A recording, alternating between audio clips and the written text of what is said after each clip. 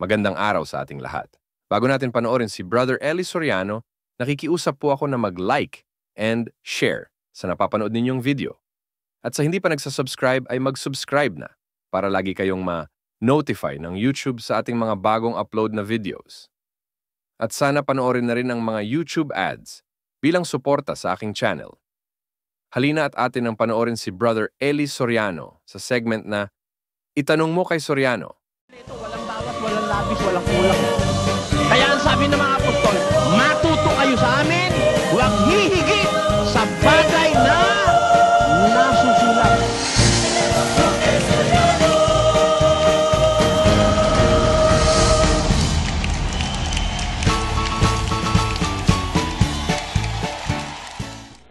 Ngayon lang nagkapalad na makapanood at makapakinig sa ating palatuntunan, magbibigay kami ng isa sa mga halimbawa na napakamaling doktrina, maling aral na itinuro ng Mr. Soriano, katunayang hindi siya tunay na sugo ng Diyos at hindi sa Diyos ang samahang kanyang itinataguyod. Panoorin at pakinggan po natin siya. Yung sabi ni Pablo, magsilakad tayo mahinhin gaya ng sa araw. Presumably, ang paniwala ni Pablo, malakad yung araw eh. Opo. At yun naman talaga ang paniniwala ng unang tao. Na yung araw ang lumulubog at sumisikat, na waring siya ang kumikilos. It is the sun that makes the movement. Pero after we have studied astronomy, scientists came into the conclusion that it is not the sun that moves, but it is the earth that revolve around the sun. Ayan.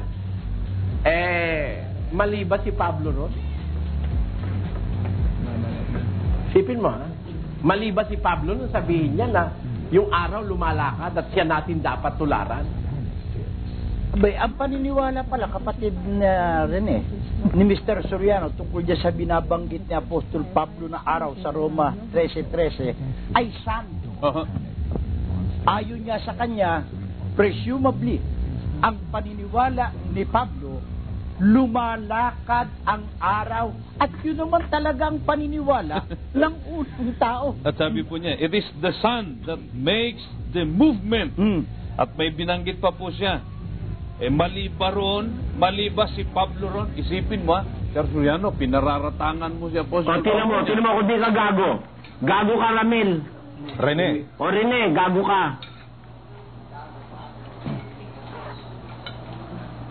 Ang sabi ko, mali ba si Pablo ron? Patanong yun eh, paratang ba yun? Tinan mo yung tarantado nito. Gago talaga, no? Gago nga. Ba't hindi gago? Ang tanong ko, mali ba si Pablo ron? Pinapaliwanagan ko yung audience ko eh, no? Sinabi ko ba, mali si... Meron ba ako sinabi nun? Ang sabi ko, mali ba si Pablo ron? That is a question. Ha?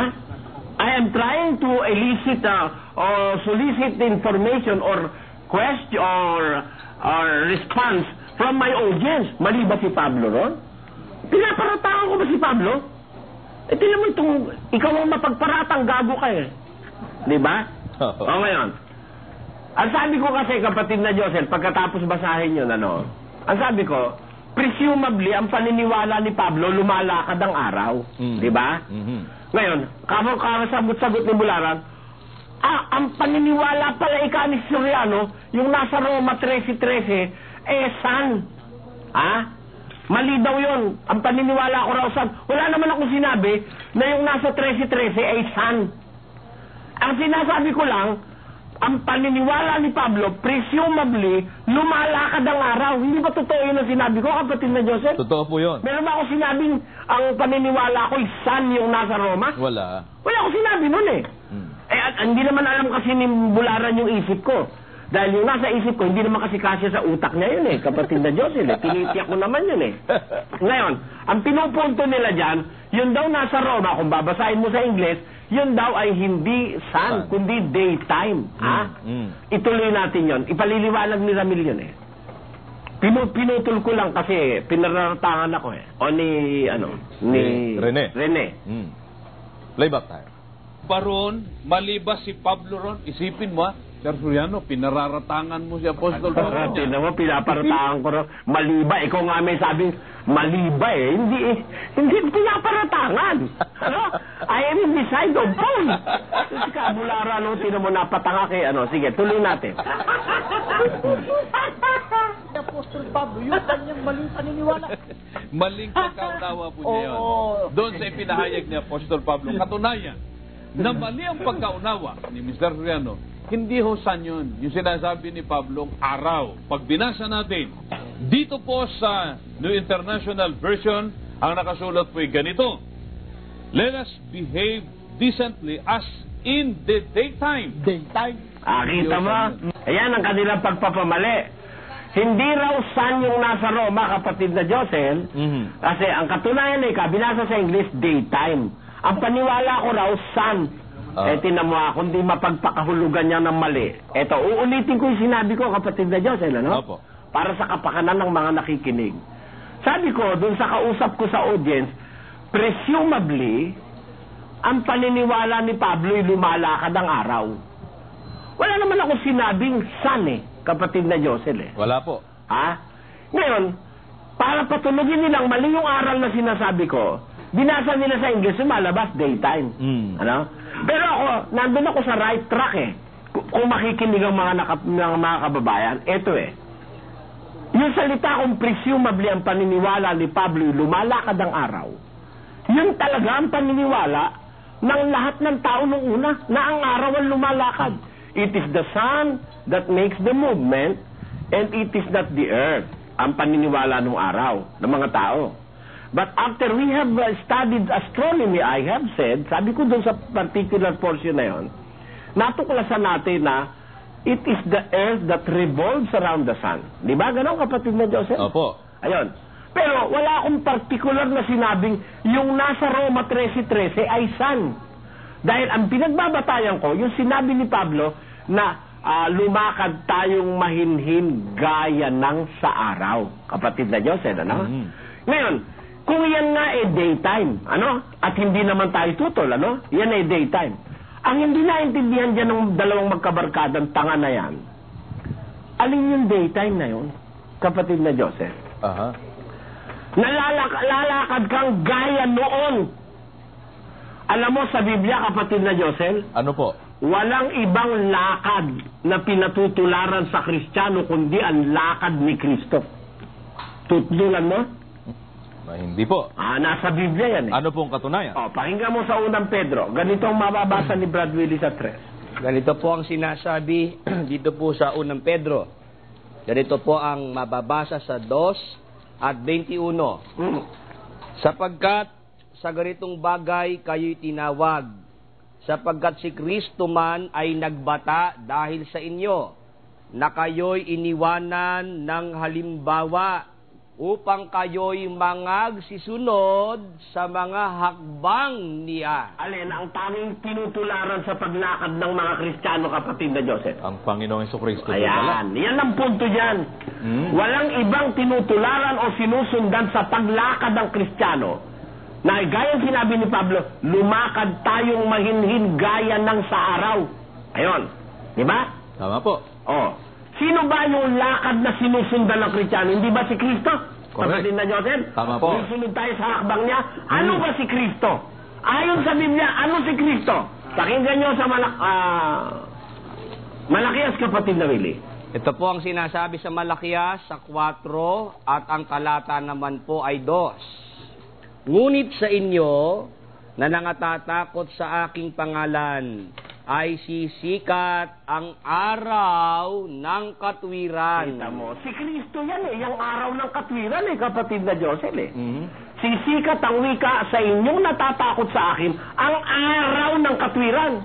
Ayan ano sa English yan? Libasan yan, kapatid na Los, pakibasa. Ganito po ang nakasulat. But unto you that fear my name shall the Son of Righteousness arise. Kita mo? Hindi ba sun yan?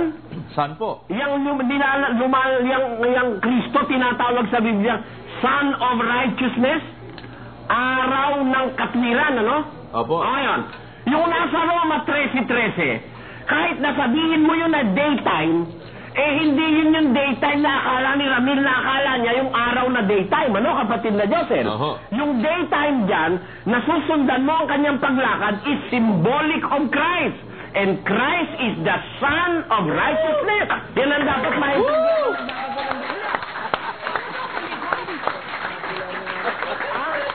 Asan ang mali ron, kapatid na Josel? Oh. Meron ba tayong pruweba na talagang ang paniniwala ng tao nung araw, para isustain ko yung sinasabi ko, na ang araw talaga'y lumalakad? Pakinggan nyo sa Josue 10. Ito po ang sinasabi sa 10 at 12. Nang magkagayi nagsalita si Josue sa Panginoon ng araw na ibinigay ng Panginoon ang mga Amoreyo sa harap ng mga anak ni Israel. At kanyang sinabi sa paningin ng Israel, Araw, tumigil ka sa Gabaon, at ikaw buwan sa libis ng Ahalon. Oh, lumalakad ba ang araw, kapatid na Josel? Lumalakad. Ay, pinatitigil nga ni Josue. At kaya araw yan, o sun, kasama yung buwan. O, di ba? Apo. At ikaw buwan ng wika sa libis ng Ahalon. Yan ay hindi lang natin binasa on that particular moment. Para man kung nagpaliwanag man ako nun, parang shortcut. Dahil dati naman natin pinapaliwanag yan kapatid na Joseph. Tama po yun. Kung nakakita siya ng hindi ko pinaliwanag yan, dinitira tayo doon sa daytime. Ang hindi alam ni Ramil, yung daytime dyan, si Kristo mismo yun. Na tinatawag na Son of Righteousness. Yung daytime na yon, natutularan mo ang kanyang lakad si Kristo. Hindi itong daytime na maliwanag na akala nila yung araw na kapatid na Josel, na daytime. Yun ang hindi nila alam. Yung simbolismo, nung sinasabi ni Pablo, lumakad na mahiling gaya ng sa araw. Kaya ini-eliminate niya yung diwa na yun ay sun pinalilitaw niya daytime hindi niya alam ang mga simboliko ng Biblia. Si Kristo, simbolismo ng daytime. Kaya kung lalakad ka sa panahon ni Kristo, hindi ka lalakad sa kadiliman sabi niya doon sa Juan. Pakinggan niyo sa isang talata, ganito ating mababasa. Ganito po naman ang nakasulat sa aklat ng San Juan. 11. Ito po'y nasa Kapitulo 11 at ang talata po ay 9. Sumagot si Jesus, hindi baga ang araw ay may 12 oras? Kung ang isang tao'y lumalakad samantalang araw, ay hindi siya natitisod. Bakit? Sapagkat nakikita niya ang ilaw ng sanglibutang ito. Kaya relative yung salitang araw at yung ilaw ng sanlibutang ito. Apo. Kung ang isang tao ay kay lumalakad samantalang araw, hindi siya natitisod. Bakit? Kaya tinatawag na araw, nandun ang ilaw ng sanlibutan. Alin ba yung ilaw ng sanlibutan? 8. Pakinggan nyo sa Juan. Talatang 12. Muli ngang nagsalita sa kanila si Jesus na sinasabi, Ako ang ilaw ng sanglibutan. Kita mo na. Ano ibig sabihin ngayon, kapatid na Joseph? Yung araw, relative dun sa ilaw o sa sun. Sapagkat ang ilaw ng sanlibutan, yung sun.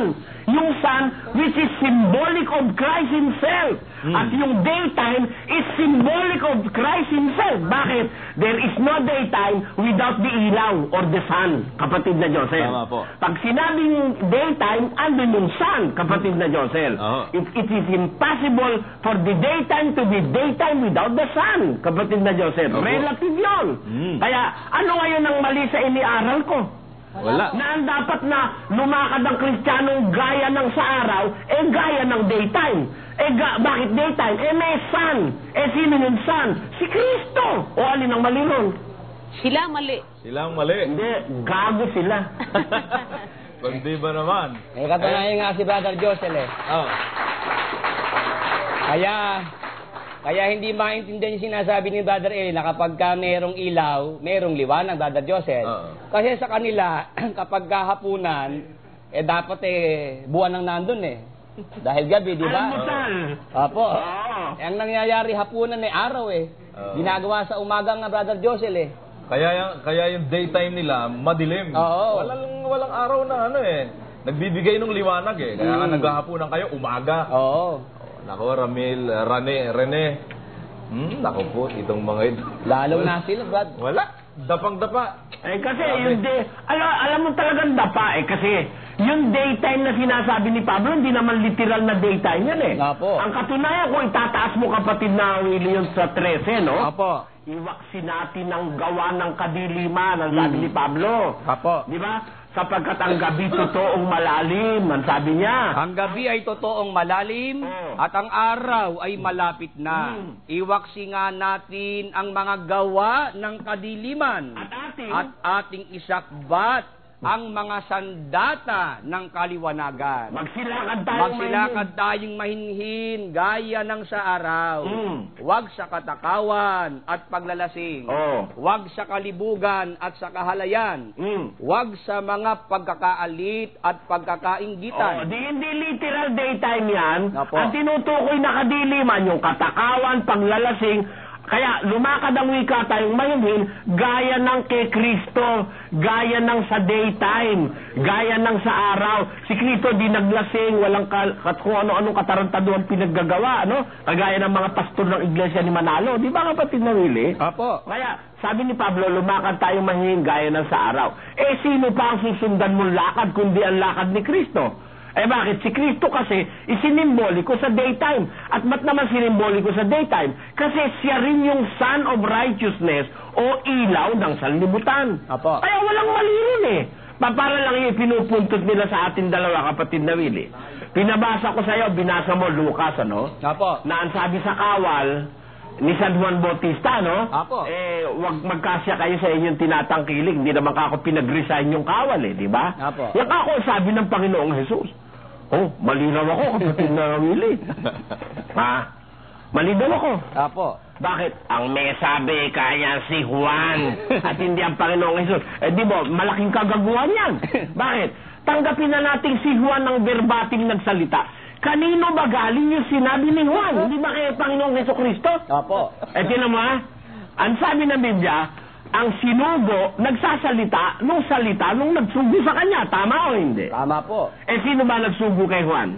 Si Kristo po. Si Kristo. Nasa 12:49, 11:49 ng Lucas. Apo. Sinasabi ika ng karunungan ng Diyos, magsusugo ako ng mga propeta at mga apostol. Sino nagsugo sa mga propeta at mga apostol? Ang karunungan po ng Diyos. Ang karunungan ng Diyos. Sino ang karunungan ng Diyos? 1:24 ng unang Korinto. Ngunit sa kanila na mga tinawag, maging mga Hudyo at mga Griego, si Kristo ang kapangyarihan ng Diyos at ang karunungan ng Diyos. Sino karunungan ng Diyos, kapatid na Willie? Si Kristo. Sabi nung karunungan ng Diyos, magsusugo siya ng propeta at mga apostol. Ang tanong ko, propeta ba si Juan? Propeta po. Nung magsalita sa propeta Juan, yung man sinasabi niya, galing sa kanya o galing sa nagsugo sa kanya? Galing po sa nagsugo sa kanya. Ayun. Kaya anong sabihin ni Juan na huwag kayong mangdahas kung tumanggap kayo ng karapat-dapat sa inyo, di ba? Huwag kayong hihingi ng hindi karapat-dapat, sabi sa mga kawal. Apo. O kaya anong sabihin ko, yan ang sabi ka ako ng Panginoong Jesus, malinaw ako, kapatid na Joseph. Akala mo nakapunto, mga tanga. O, di ba? Akala mo nakapuntos. Sige, subukan niyo ipuntos uli. Pag hindi kayo nalalong nabaon dyan, at unti-unti naliliwanagan ng mga miyembro ng Iglesia ni Manalo, kapatid na Joseph. Opo. O, kagaya niya, naliwanagan nila ngayon. Yung palang daytime, akala ni Ramil akala kasi ni Ramil dyan yung literal na daytime yan kapatid na Joseph. Oo nga po. Wala sa isip niya, wala sa notion niya, na yung daytime na yan, symbolic of Christ. At kaya naman symbolic of Christ yung daytime na yan, wala naman kasing daytime kung walang sun yung araw. Si Kristo is Son of Righteousness. Ilaw ng sanlibutan. Di ba kapatid na Joseph? Correct po yun. Kaya kung lalakad ka, ilalakad mo, kagaya nung lakad nung araw, tinan mo yung araw kung lumakad, yung literal na araw. Apo. Kung lumakad yun, hindi kagaya ni Bularan yun. Bakit po? Mahinhin yun, mahinhin. Nasa kumpas ang lakad ng kapatid na Luz. Aha. Meron yung definite na paglubog at pagsikat. Apo. Hindi pag sumumpong sisikat ng maaga at lulubog ng maaga. Hindi ganun. Di ba? Yung araw, talaga ang lakad niya banayad, mahinhin. Yung literal na araw. Merong araw ng katwiran. Si Kristo yun. Apo. At meron daytime na symbolic din ni Kristo. Kaya, bali-baligtarin mo, tama yung sinabi ko, kapatid na Joseph. Tama po yan. Na ang araw talaga lumalakad sa paniniwala ni Pablo. At yung araw na yun ang araw na si Kristo. Sabi ko doon sa audience, bakit mali ba si Pablo nung sabihin niyang lumalakad ang araw? Ba, pinararatangan ko raw. Ang hindi alam nitong dalawang mokong na ito, yung nasa isip ko, na talaga ang paniwala ni Pablo, lumalakad ang araw. At yung araw na yon ay si Kristong araw, hindi yung araw na literal, kapatid na Joseph, di ba? Tama po. Si Kristong araw ang lumalakad at yung lakad ni Kristo ang dapat na tularan ng lahat ng Kristiyano. Amen? Amen. Tingnan mo? Kaya sabi ko sa iyo Ano po sabi ni attorney? Beautiful. Sabi ni attorney, beautiful. Waipik yung paninira ni Bulara na yan. Nagpapatunay lang yan. Pareho silang gago niya kasama. Ayaw lumaban na. Pero kung umasta talagang proud na proud pa talaga itong mga ito. Ikinararangal nila yung kahihiyan nila Oh, di ba? Ikinararangal nila yung... Nasa Biblia yung kapatid na Josel. Nasa Biblia po yung ba mga walang niyang pastor, ang kanilang kahihiyan, yun ang kanilang karangalan. Basa, pakinggan niyo. Sabi po sa Filipos 3:19, na ang kanilang kahihinatnan ay ang kapahamakan, na ang kanilang Diyos ay ang tiyan. Tamang-tama! Tamang-tama!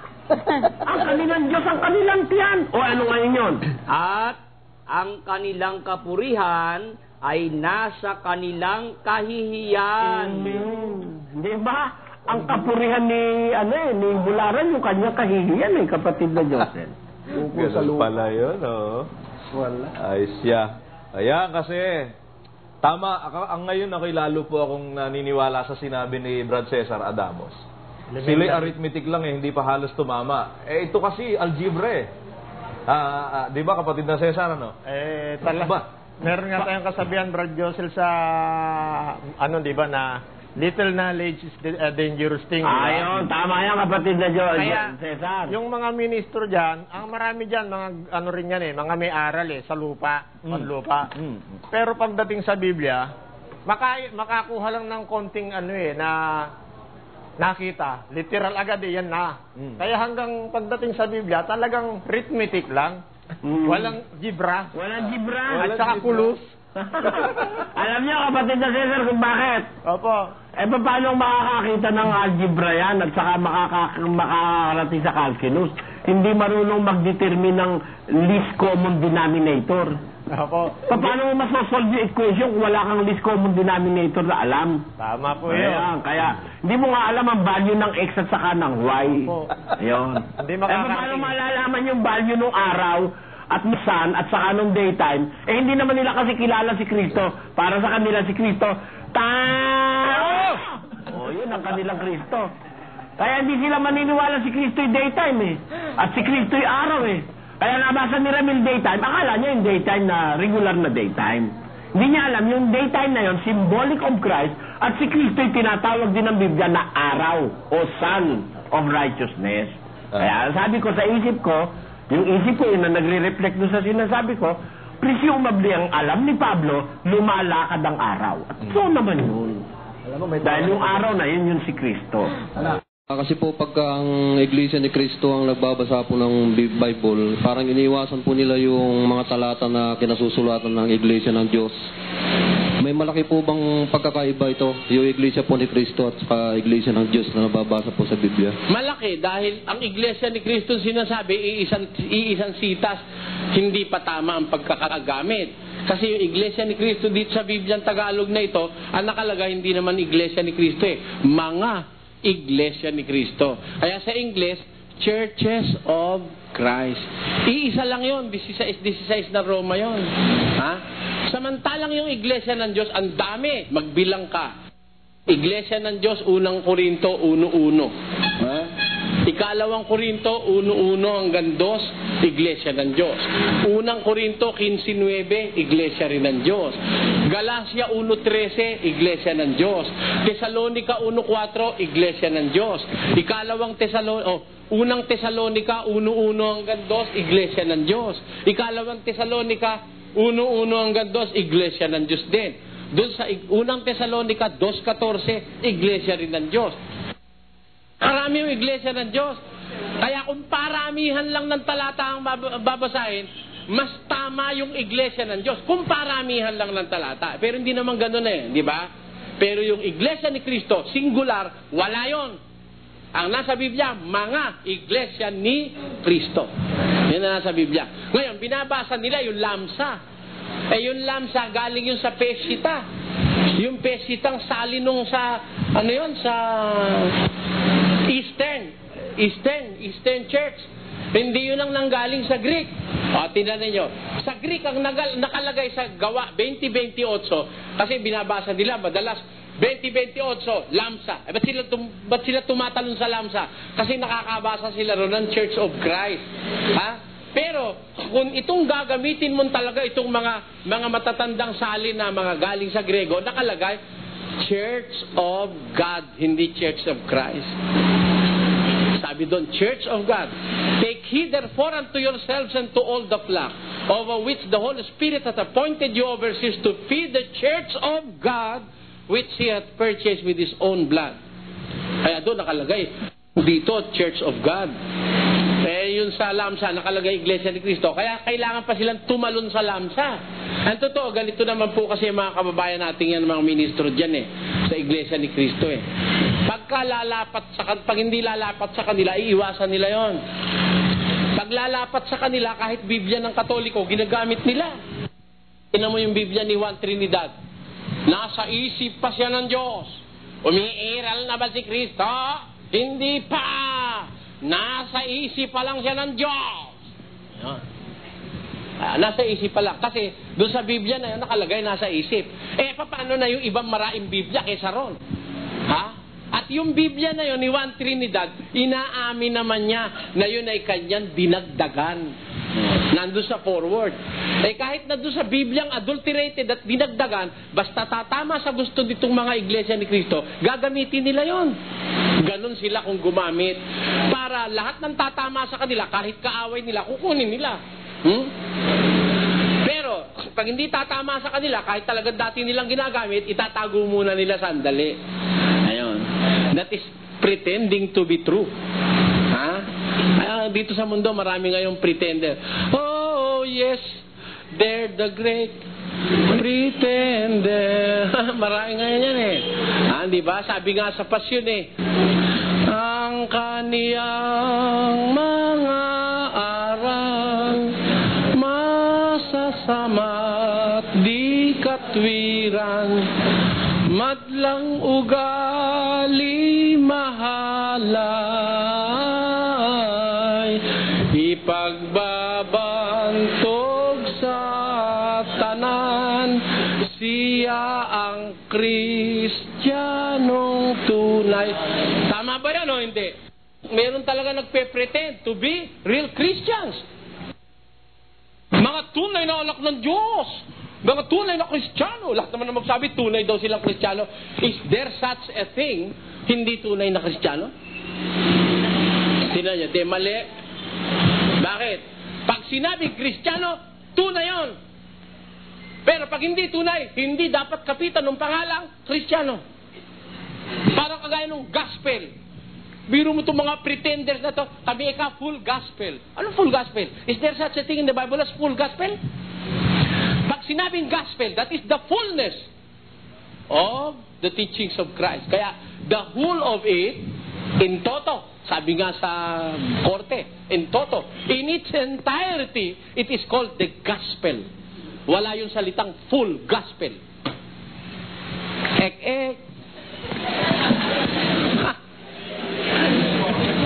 Wala naman full gospel sa Biblia. Basta gospel, full yun. Otherwise, it can't be called the gospel. Pag Christian, true yun. Otherwise, you are not fit to be called a Christian. Tingnan yung pinag-magic-magic nyo yung mga terminology nyo wala sa Biblia. Mali. Ek-ek. Kung hindi masama yun, ek-ek lang yun. Hindi ba? Sabi ko doon sa aking apo, ano ba ito nilagay mo ako sa retrato mo? Di ba sahin mo ikaingkong? Ang batang ek-ek. Ano ba ako ibig sabihin ng ek-ek? Ibig sabihin nun, malikot, sabi niya. Ganun ba? Siguro malikot din ang isip ng mga pastor kung ano pinag-iisip. Tawagin na lang natin sila. Hindi natin silang tawagin bobo, no? Ayaw nila nung natatawag silang bobo hindi ko naman pwedeng tawagin matalino at mali ang aral. Tawagin na lang nating ek-ek. Malaki pagkakaiba noon. Kasi walang Iglesia ni Cristo singular dito sa Bibliang ginagamit ni Ginoong Felix Manalo nung araw. Alam nyo ang katotohanan? Magpakita kayo sa akin nung panahon ni Felix Manalo, yung matandang Manalo, ang ginagamit niya itong Bibliang to. Wala siyang ibang ginagamit kundi Roma 16:16. Ngayon, natuklasan itong mga ministrong na iwan niya, pwede pala silang pumunta sa Lamsa version. Kaya Lamsa na ngayon ang ginagamit nila. Hindi na sila nanatili sa turo ni Ginoong Manalo. Masama yan, akala niyo. Dapat yung turo ng leader, palihan nyo kung totoo yung tinuro. Ba't kayo umalis doon?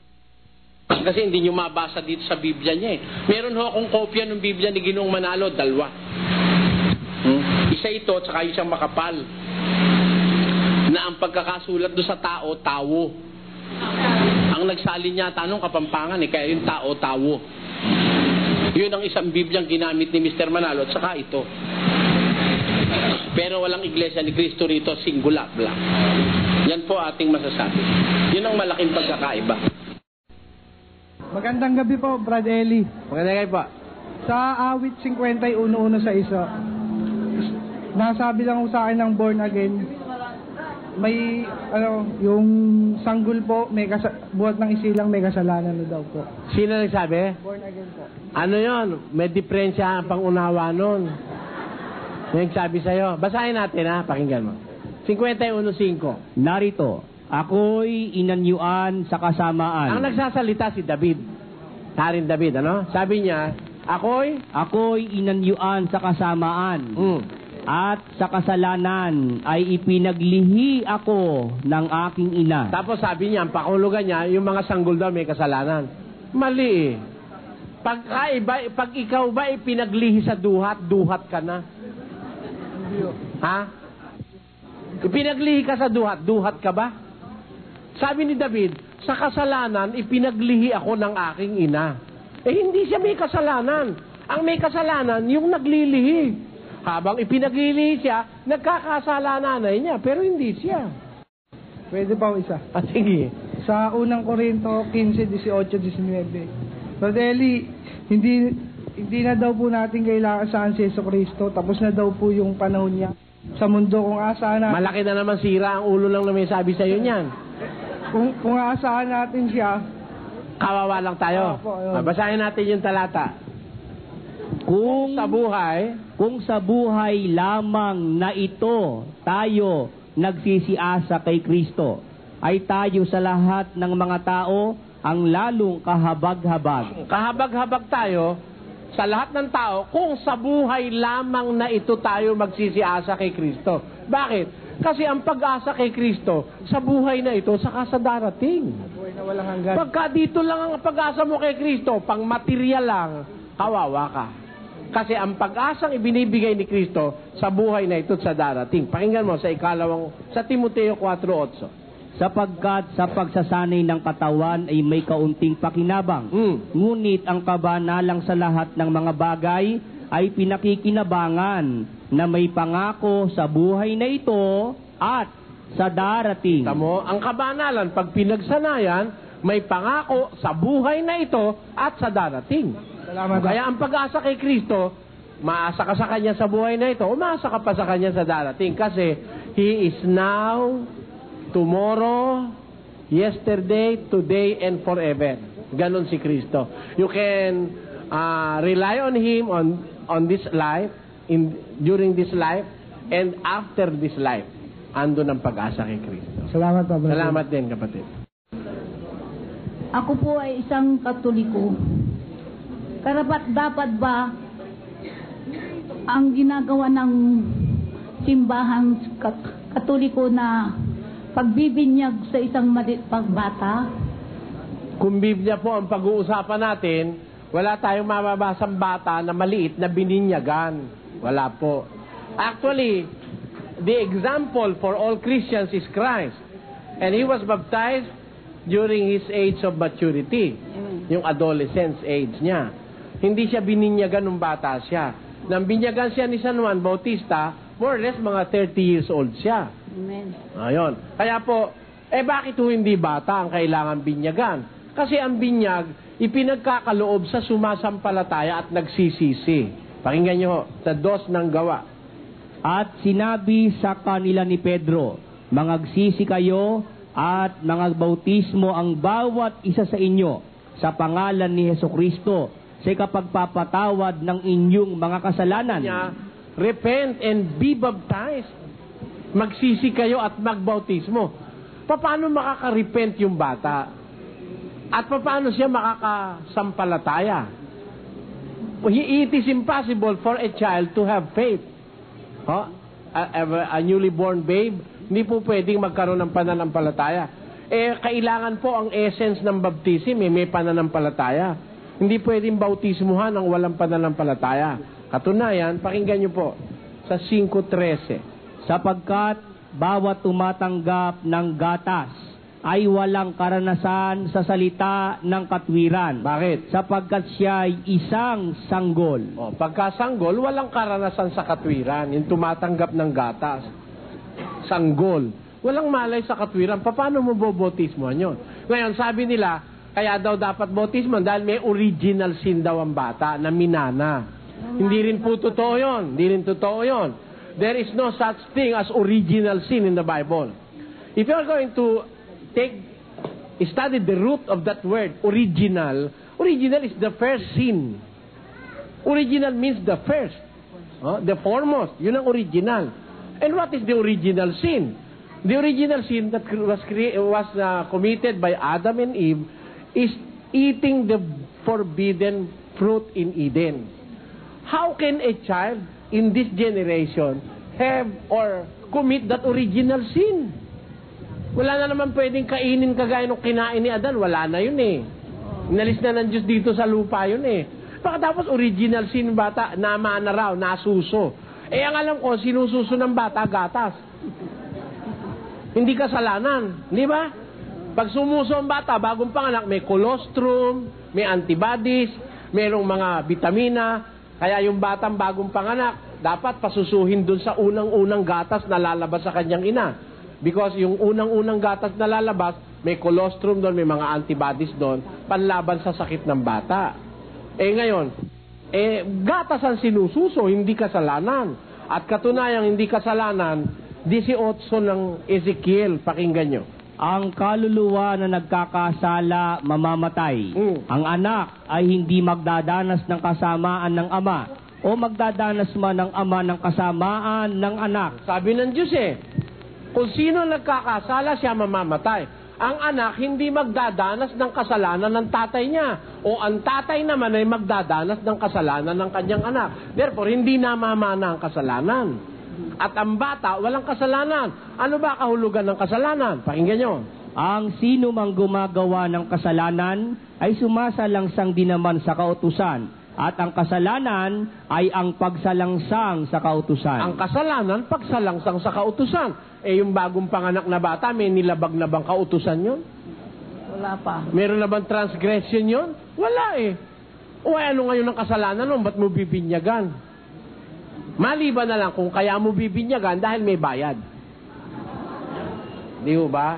Pero, biblically speaking, hindi kailangan ng bata ang binyag dahil wala siyang kasalanan, wala siyang faith, wala siyang pagsisisihan, at wala siyang sin. Yun po. Salamat po. Salamat po. Ilang binabagit niyo na hindi lang isa Diyos. Ilan po ba yung Diyos na binabagit sa Biblia? Sa Biblia kasi meron tinatawag na Godhead May terminong Godhead sa Biblia. Yung salitang Elohim sa Hebrew. In the beginning, God created the heavens and the earth. Elohim created the heavens and the earth. Elohim is a uniplural noun. It is a singular noun, but it denotes plurality. Any Hebrew word that ends in "im," Elohim, is in the masculine and plural. Masculine gender and plural yon. Parang yung cherubim, im uli, maraming cherub yon, mga cherubin, Ganon din naman yung Elohim. It denotes plurality. Kaya pag sinabing God, which was translated God or Diyos sa Tagalog, Elohim sa Hebrew, it denotes plurality. Pag sinabi mo Pilipinas, understood na kasama na yung Luzon, Visayas, at saka Mindanao. Ganon din naman yung word na Diyos sa Biblia. from the Hebrew word Elohim, which is a uniplural word. Meron siyang, kumbaga, parang yung pamilya. No? Yung pamilya is a singular noun. Pero meron nakapaloob doon na marami. Hindi iisa. Hindi pwede kasing tawagin pamilya kung nag-iisa ka lang eh. Ang pamilya, may ama, may ina, tapos may anak. Yun ang mga requirements ng salitang pamilya. Ganon din naman yung salitang Elohim sa Biblia. It carries with it the Godhead. Hindi po ba, akala ko kasi tatluhong Diyos natin eh. Hindi naman sa, tatlo nga yung kapangyarihan na yung sinasabi ni Kristo no? The Father, the Son, and the Holy Spirit. Tatlo talaga yon. Kaya lang yung salitang Trinity, wala sa Biblia yon. Hindi ako tutol na mayroong tatlo. Pero tutol ako dun sa salitang triunity, yung Trinity.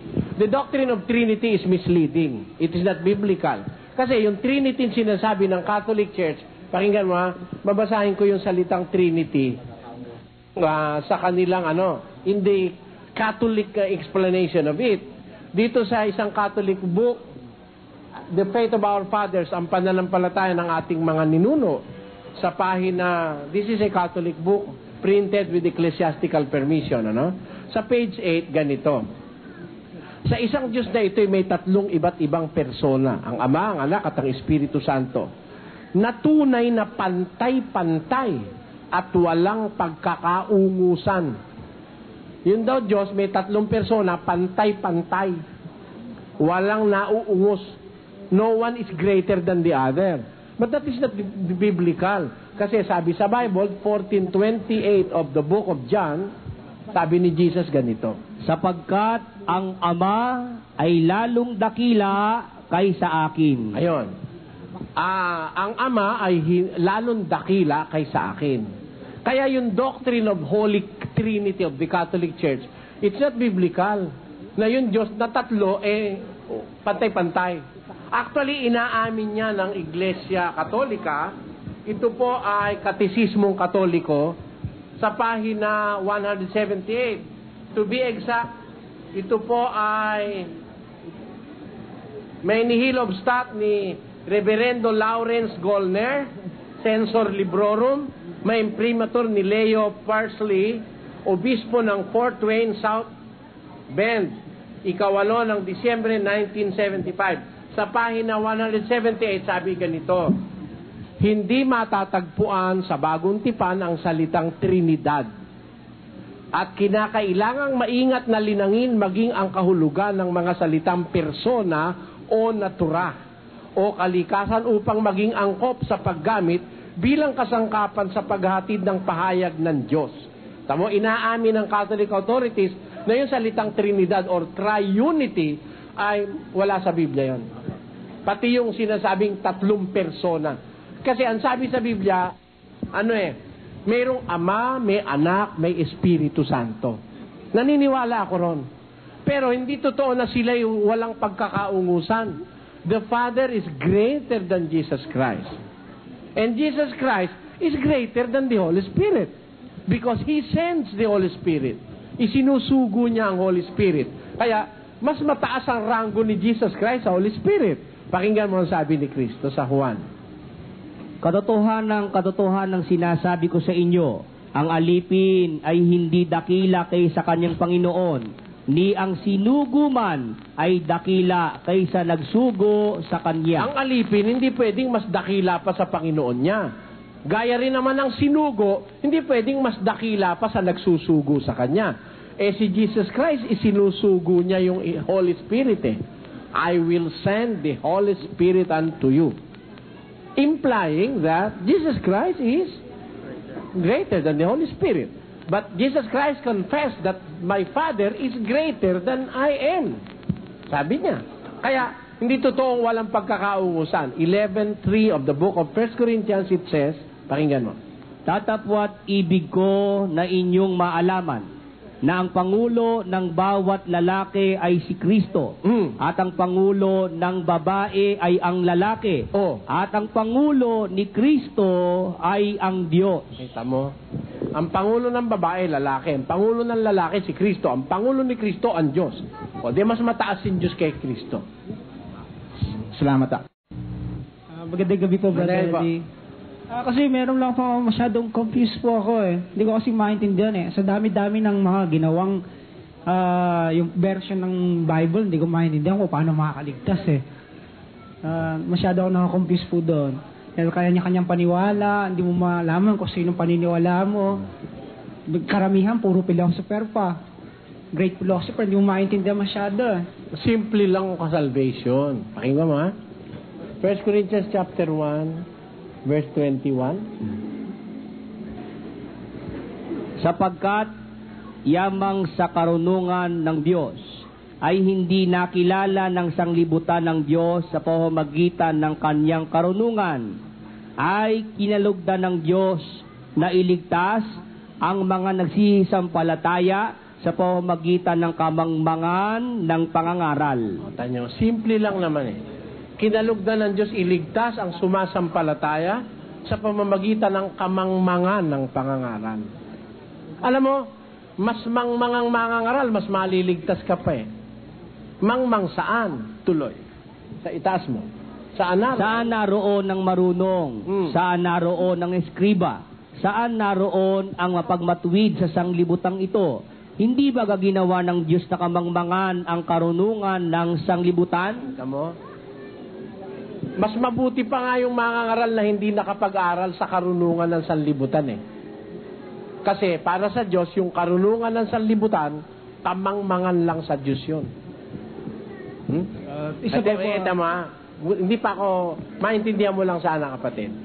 Yung kamangmangan na sinasabi ko na iniibig ng Diyos na iligtas yung naniniwala sa kamangmangan ng pangangaral, yung mga apostol kasi nung araw, hindi man nag-aaral ang karamihan dun eh. 4:13 ng gawa. Nang makita nga nila ang katapangan ni Pedro at ni Juan, at pagkatalastas na sila'y mga taong walang pinag-aralan at mga mangmang, ay nangagtaka sila. At nangapagkilala nila na sila'y nangakasama ni Jesus. Ayon, sabi niya, nang makita nila ang katapangan ni Pedro at ni Juan, pagkatalastas na sila'y mga taong walang pinag-aral at mga mamang, the foremost of the apostles, walang pinag-aralan yun eh.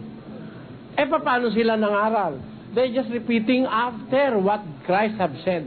Kung ano yung sinabi ni Kristo, because mangmang sila, hindi sila nananalig sa sarili nilang understanding. Kaya kung ano sinasabi ni Kristo, verbatim sinasabi nila. Kaya yun ang pinapractice ko eh. Although I can tell people so many things. I have so many things here in this coconut shell. Ano? Pero I refrain from telling them what I want to tell them. Ang sinasabi lang ng Biblia, kung hindi ko makikita sa Biblia, hindi ko man sinasabi eh. Pag nagsalita ako ng anumang informasyon, tinitiyak ko magagaling sa Biblia. Para makatupad ako dun sa sinabi ng Diyos na kung ano yung gusto niyang sabihin mo, yun ang sasabihin mo. 26:2 ng Jeremias. Ganito ang sabi ng Panginoon, tumayo ka sa looban ng bahay ng Panginoon at salitain mo sa lahat ng bayan ng Huda na nagsisiparoon upang magsisamba sa bahay ng Panginoon. Ang lahat na salita na iniutos ko sa iyo upang salitain sa kanila, huwag kang magbawas ng kahit isang salita. Kung paano yung sinabi, dapat mo sabihin gano'n, huwag mong babawasan kahit isang salita. Sabi. Kaya yun ang kailangan maaral. Pagka nangaral, sabi po ng Diyos, ganito, basa. Sabi ng Diyos, ganito, basa. Sabi ng Diyos, basa. Kaya basa. Hindi daldal. Hindi hawak at papel kung saan pinagkukuha yung nakasulat sa papel. Dapat sa Biblia manggaling. Ayun ang pag sumampalataya ka sa ganon. Kasi sabi mo, no, ang problema mo, confused ka dahil maraming mga nangangaral, maraming Bibliang ginagamit, ano? Para wag ka ma-confuse, magpagod ka, kapatid. Take hold of your Bible. Magbasa ka. And I recommend to you the Revised Standard Version of the King James Version of the Scriptures. No? Agaya nitong Tagalog na hawak ko, yung 19.2 na sali ni Poblete, mas maganda ito kaysa sa mga bagong sali ng Biblia ngayon. Hindi totoo yung pababayaan ka ng Diyos ma-confuse. if really you are looking for God and His righteousness, sabi sa Kawikaan ganito, aalisin ng Diyos yung confusion sa isip mo. Basahin natin. Ako nung araw dahil kung tinatanong sa Diyos parang duda ako dun sa mga napapag-iisip ko. Kaya ako ganun, ba't ganun? Nung magtiyaga akong magbasa, awa ng Diyos nagkaroon ng sagot lahat ng tanong ko. Ang pruweba ko ron, gusto mo mapatunayan ko sa'yo, lahat ng tanong ko na sagot ng Diyos, itanong mo sa akin lahat ng tanong, sasagutin ko galing sa Biblia. Kasi, pakibasa mo kapatid na Willie. Kung iyong hahanapin siya na parang pilak at sasaliksikin mo siyang parang kayamanang natatago, kung magkagayoy, iyong mauunawa ang pagkatakot sa Panginoon. Kung hahanapin mo siya, yung Diyos, parang pilak at parang kayamanang nakatago. Paano ba tayo kung maghanap ng pilak? Tayo mga tao, paano tayo naghahanap ng pera? Hindi ba alas 4 pa lang, kahit madaling araw, nagingidaw ka pa Pupunta ka na sa bukid para magtanim, mag-araro. Kasi hanap mo pera Sa opisina, kahit maghapon ka mapagod, nagtitiyaga ka para makakita ka ng pera.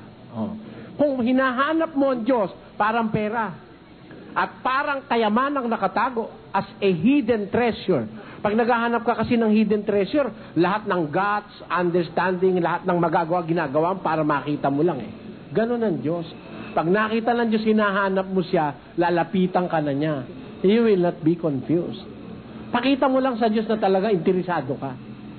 Baka naman sabihin mo, confused ka, sa bibig lang, hindi ka naman gumagawa na steps. Open your Bible and try to read it. Compare a Bible from another Bible. Tingnan, makita mo. Kaya ako, pagbabasa ko ng Biblia, tingnan mo paglakad namin, although it is very much voluminous, taas mo lang yan, taas mo. Tingnan nyo 3 ganito, punong-puno ng mga iba-ibang Biblia.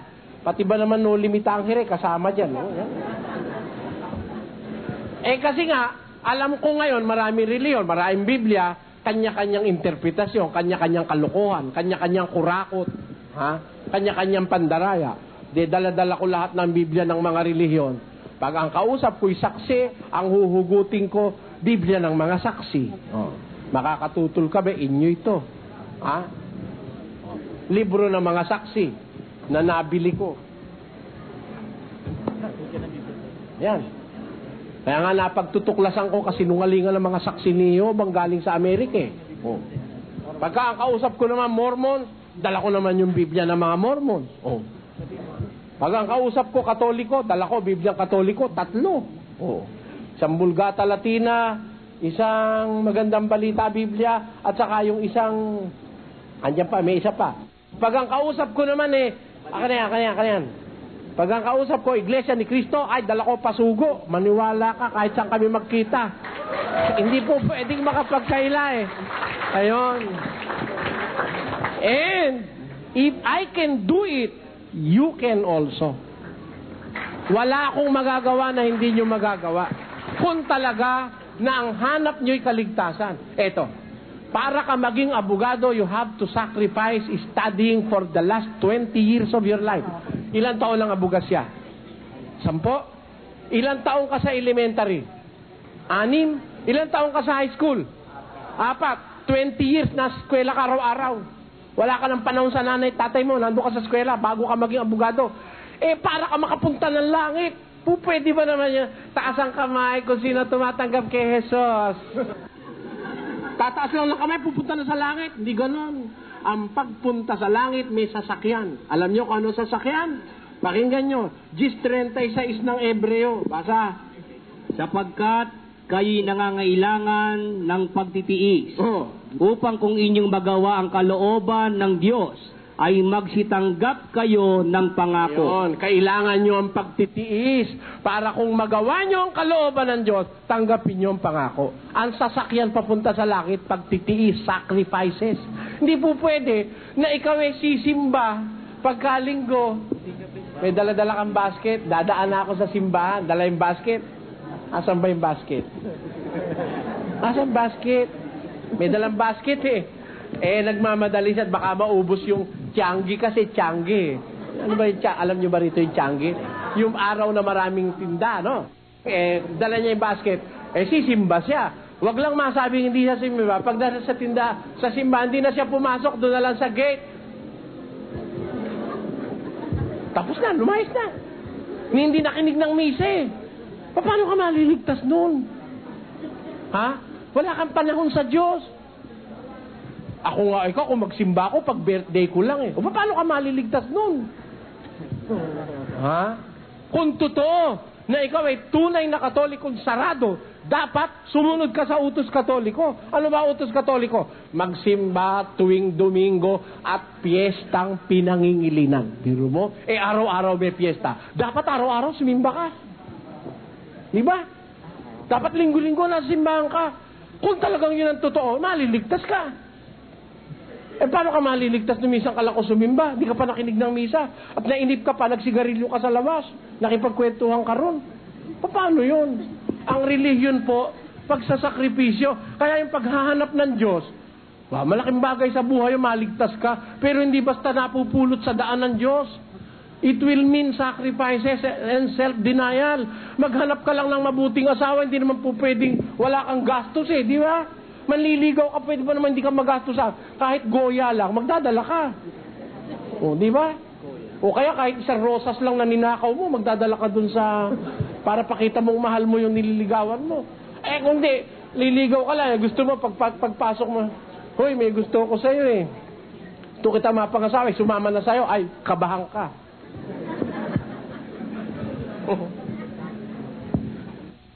Sa amin, tawag doon, magkakandila.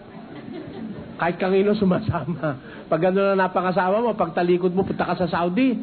Pagbalik mo, napakasakit, Kuya Eddie. Yun ang kakantahin mo.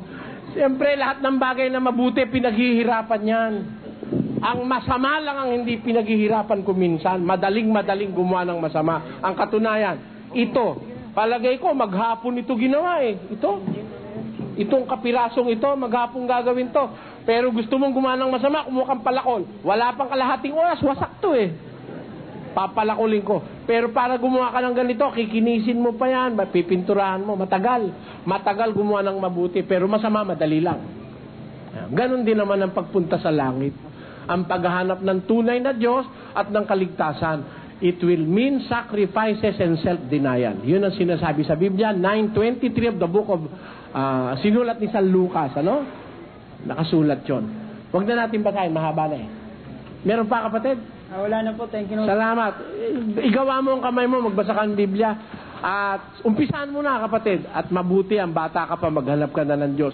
Yung iba, kung kailan tumanda, saka maghanap ng Diyos. Ay, paano ka pa ngayon magsisilbi sa Diyos niyan? May arthritis ka na, di ka na makalakad.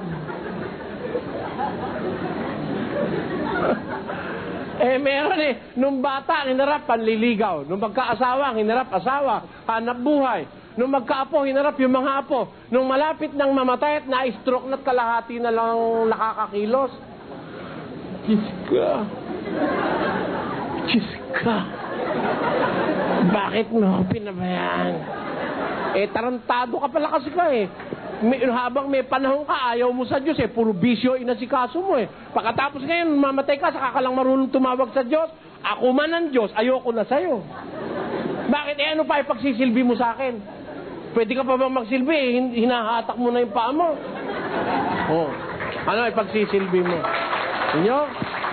Tingnan nyo, pakinggan nyo. Sa 12 ng Ecclesiastes. Alalahanin mo rin naman ang may lalang sa iyo. Sa mga kaarawan ng iyong kabataan, bago dumating ang mga masamang araw. Kita nyo, remember thy Creator in the days of thy youth. Alalahanin mo ang may lalang sa iyo sa kaarawan na ikaw ay bata pa, bago dumating ang masasamang araw. Alin yun? Tuloy. Sa kaarawan na ang mga tagapag-ingat ng bahay ay mga nginginig. May darating palang masamang araw sa buhay ng tao. Kaya bago pa dumating yung bata ka pa lang, magsilbi ka na sa Diyos. Kasi pagdating ng masasamang araw, yung tagapag-ingat ng bahay manginginig. Ayan na. Diba? Totoo? itong ating katawan itinulad dito sa bahay. Ang tagapag-ingat ng bahay o ng katawan, yung ating lower and upper extremities, dadating araw, pagka matanda ka na, yung tagapag-ingat ng bahay nanginginig na. Kaya nga pag pirma mo, hindi mo halos malang kung paano ka pipirma. Nanginginig na eh. Ano ang magsusunod na pangyayari? Tuloy. At ang mga malakas na lalaki ay mapapayukod. Ayun. A strong man, ang malakas na lalaki ay mapapayukod. Diba? O, ilan na ngayon ang paa? Yung malakas, dati, malakas. Stomach in, chest out. Ha? Malakas, magising, makisig. Ha? Pero dadating araw, malakas na lalaki, mapapayukod. Diba? Nagbe-bend, parang, kita niyo yung kawayan? Di ba yung kawayan?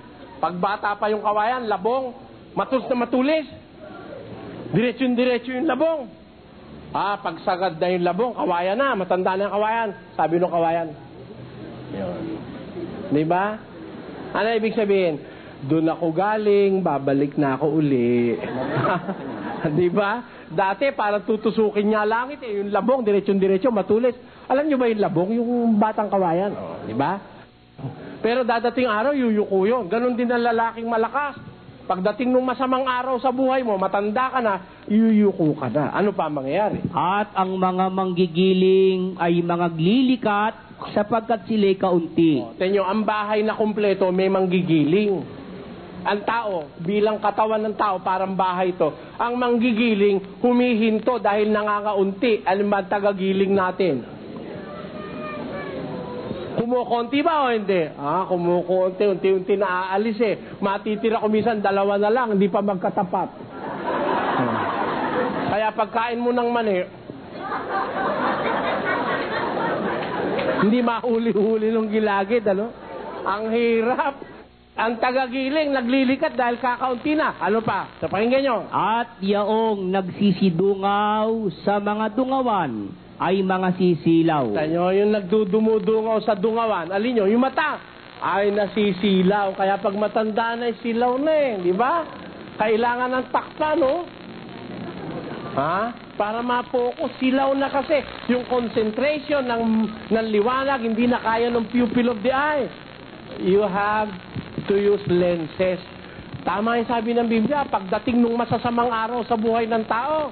Kaya pag bata pa, kailangan maglingkod ka na sa Diyos eh. Bata ka pa lang, 16, 17. Kalakasan mo. Ako po, nag-umpisa, 17 eksakto. 17 taon ako, 3 araw sa mundo, nagpabautismo ako. Mula noon hanggang ngayon, hindi po ako tumitigil ng gabi-gabi na paglilingkod sa Diyos. Kasi, naniniwala ako, darating yung araw, kahit gusto mo maglingkod, di na pwede. Di ba? Dadating yung araw, gusto mo magsalita, di na pwede. Gusto mo man lumakad, pag na-stroke ka na, wala na. Tatai nga lang, hindi ka pa makatain ng mag-isa eh. Iayayain mo pa yung... Talagang nakikita ko, hirap na hirap yung matatanda eh. Darating yun. Yung mga tagagiling maglilikat dahil kakaunti na. Ano kasunod? At ang mga pintuan ay sasarahan sa mga lansangan. Bakit? Pagka ang tunog ng giling ay humina. Tanyo, mga pintuan na sasarahan na. Mahina na ang tunog ng giling. Tama o hindi? Lolo, may dumating ho. Mga apo nyo. Mga apo. Ano, kabayo? Hindi na magkaintindi. Sarado na yung pintuan. Mahina na ang tulog ng giling. Diba? Dadating yun. Tapos, at ang isa'y babangon sa tinig ng ibon. Kita mo, pag matanda na, tinig pa lang ng ibon, bumabangon ka na eh.